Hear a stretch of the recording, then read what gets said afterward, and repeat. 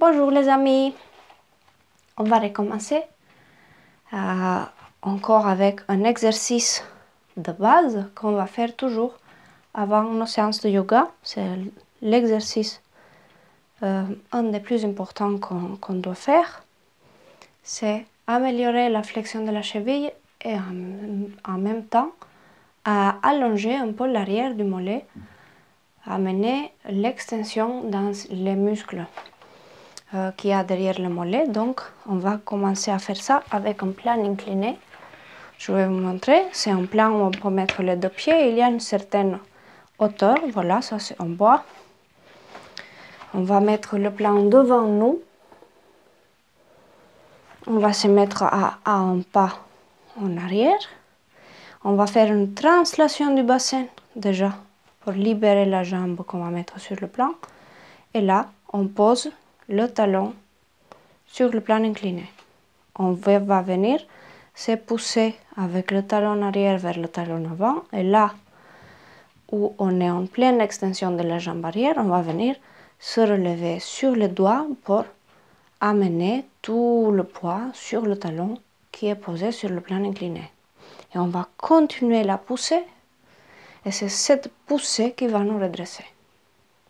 C'est cette poussée qui va faire que les plis de laine vont vouloir s'ouvrir et tourner dans l'axe des fémurs. Voilà, je vais vous montrer ça. De profil, on serait dans cette dynamique. On est devant le plan incliné et on va venir faire une translation du bassin pour libérer le pied. On pose le talon sur le plan incliné et on va venir maintenant amener le poids sur le plan incliné. Au moment où ça va être de se pousser avec le talon jusqu'à ce qu'on arrive en pleine extension de la jambe arrière. Et après, on va se relever sur les doigts, sur le pouce, et on va continuer à se pousser en avant. En premier moment, on va être incliné en avant. En poussant le plan incliné avec le gros orteil vers le bas, on va amener une rotation interne de la hanche. Et en amenant la rotation interne, ça va nous aider à garder ici le bassin en antéversion. Et une fois que cette rotation interne se place, on va pouvoir tourner dans l'axe des fémurs. C'est que ça qui se passe. On va déplier les hanches pour se redresser. Il n'y a rien d'autre qui se passe. Mon dos, il ne fait pas ça. Il ne se casse pas ici. Vous voyez que ma voix elle change, elle est cassée, et ma respiration aussi.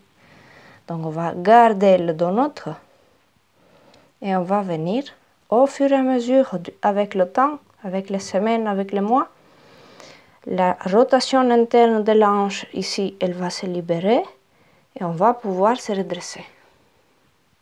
Mais en attendant, nous sommes toujours en train de travailler la flexion de la cheville, mais aussi l'étirement du mollet. Et voilà, on se pousse en arrière et on va venir comparer pareil les sensations des deux côtés. On compare les sensations, on voit ce qui se passe, on voit comment on est posé sur les deux pieds, on voit comment on sent le ventre, comment on sent la respiration. Et après, on va pareil se repousser. Repousser avec le talon pour amener une translation. On libère la jambe et on va la poser sur le plan incliné.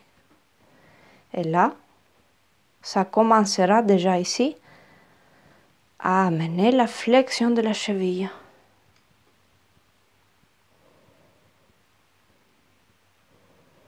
Et avec la flexion de la cheville, on va pouvoir rester toujours sur le talon. Si on manque de flexion, on va écraser l'avant du pied.